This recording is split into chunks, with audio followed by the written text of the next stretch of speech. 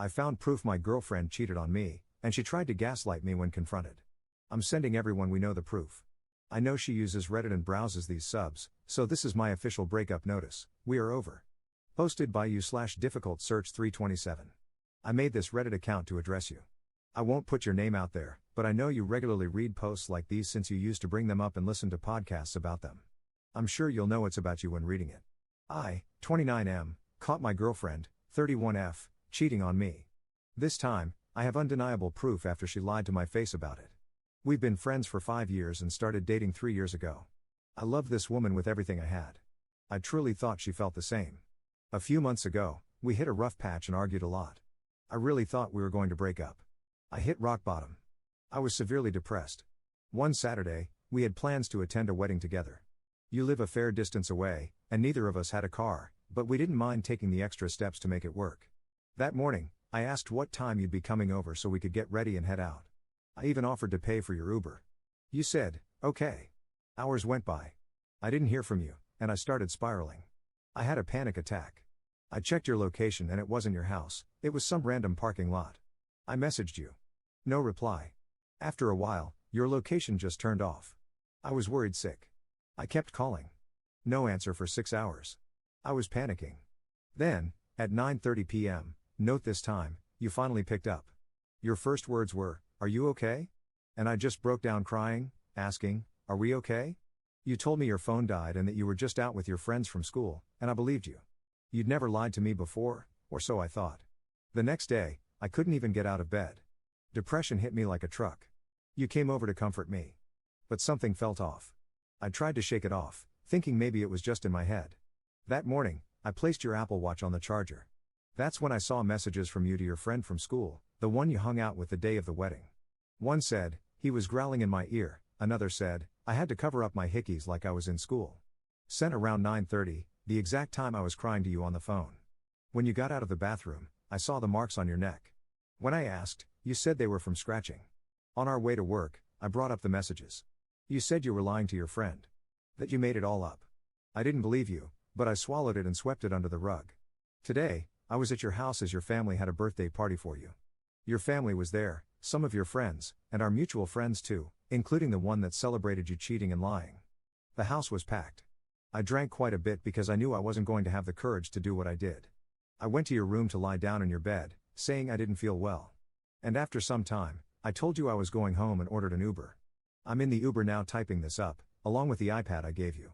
While lying in your bed, I found it, and on it, I didn't just find proof of you cheating, I found everything. The day you turned your location off, you were with the guy you play Call of Duty with. I'm mad at myself for not catching how often you played with him, and how you'd laugh at his jokes. I saw the messages, how you two talked for months, how you planned a hotel meetup the day after he picked you up from work, how you kissed him in his car, how you told him we broke up, you sending a pic of the hickeys he gave you. And guess what?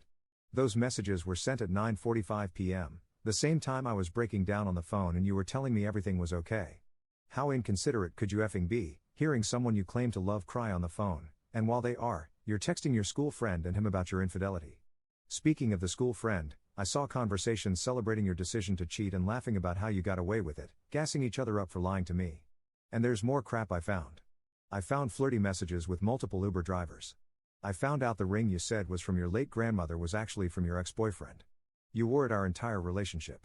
I found messages to him too, telling him you were single. That you will always love him. I saw more messages with your Call of Duty duo, with him saying very sexual things and you saying how nice that sounded. That was the same day I surprised you by coming over to your house for Thanksgiving. I found you sending sexy selfies to multiple men. Some of those pictures were from outings that we were at together. All this crap, and yet you talked about marrying me?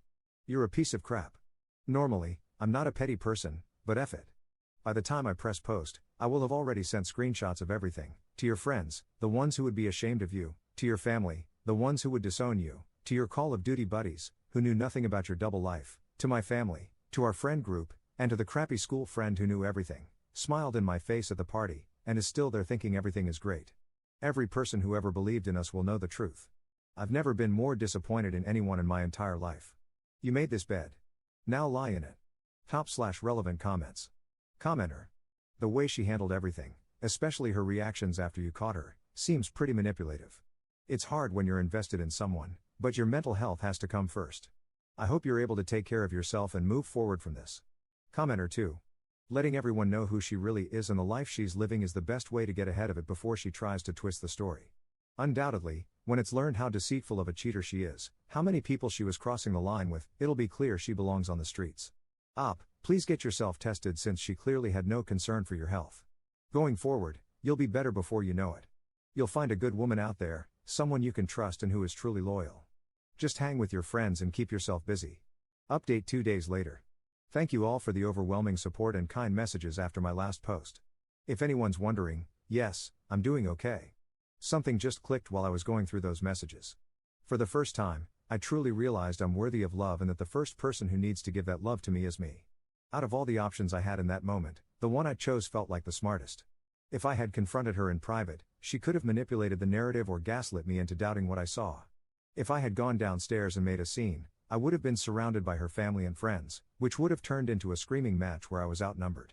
So I removed myself from the situation and let the truth unravel on its own. Just to clear a few things up, we both had our locations shared on iPhone. I wasn't stalking her. The sexy photos weren't nudes. And even still, I didn't send those pictures out, only the text conversations between her and the guys she was messaging. Sending those to people is wrong on another level, and I would never stoop that low. After I left, I took an Uber home, grabbed a few things, and went to stay at my friend's place for the night. I felt okay, but I thought that was just the adrenaline and that I was going to crash hard. I've already signed up for therapy, scheduled an STI test, and I'm planning to take boxing and pottery classes just to keep myself active and focused. While I was staying over, one of her Call of Duty friends messaged me. Turns out the guy she slept with has a wife and kid. I'm not sure how that situation is unfolding, but I hope his wife finds out. That friend also told me she's been removed from their squad. Our mutual friend group has shown a lot of support. One of them even removed her as a bridesmaid from their upcoming wedding and blocked her entirely. I thought everything had finally calmed down, until I came back home this morning. I had already blocked her on everything, so there was no way for her to reach me. Instead, she showed up. She drove her parents' car to my house and sat outside until she saw me.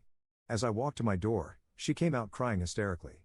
I didn't say a word, just walked inside and closed the door while she yelled from the other side until she eventually left.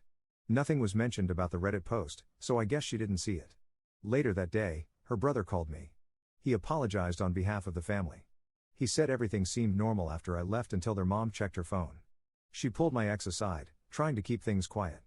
But then her aunt, the one who talks a lot, shouted, "You're cheating on your boyfriend," in front of everyone. That blew the lid off. According to him, their family has a history with infidelity, and it caused serious pain in the past. So this incident not only reopened old wounds, but more cheating scandals within the family were exposed that same night. This party was supposed to be a reconciliation moment for relatives who hadn't seen each other in years. And the friend who celebrated the cheating with her? She got cussed out so badly by the family that she left in tears. Her brother told me he doesn't blame me for anything. He even said I handled it better than most would have, and he's here if I need anything. Honestly, the only thing I feel bad about is unintentionally ripping apart a family that was trying to move forward. I had no idea all that was going on behind the scenes, and I do feel bad for being the grenade that set it all off. /relevant comments. Commenter. If this is real, you only left one loose end. You said you hope the wife of the guy she was cheating with finds out. Well, you can make sure by telling her yourself. She deserves to know, just like you did. Response. I don't know that guy's socials or anything. I can only trust that the group did, but you're right. Commenter 2. Honestly, the only thing I feel bad about is unintentionally ripping apart a family that was trying to move forward. Were they though? Were they? It sounds like cheating is the cause of most of their drama, and a lot of untold issues were unveiled that same night based on your wording. Moving forward requires that you're not still doing the same things that hold you back. After all, a drug addict can't move forward from their addiction and the harm it's caused others until they clean up their act and make amends, and a cheater isn't far removed from an addict of some variety, whether it's to sex or to their own ego. Response. Thank you for this perspective. It definitely helps.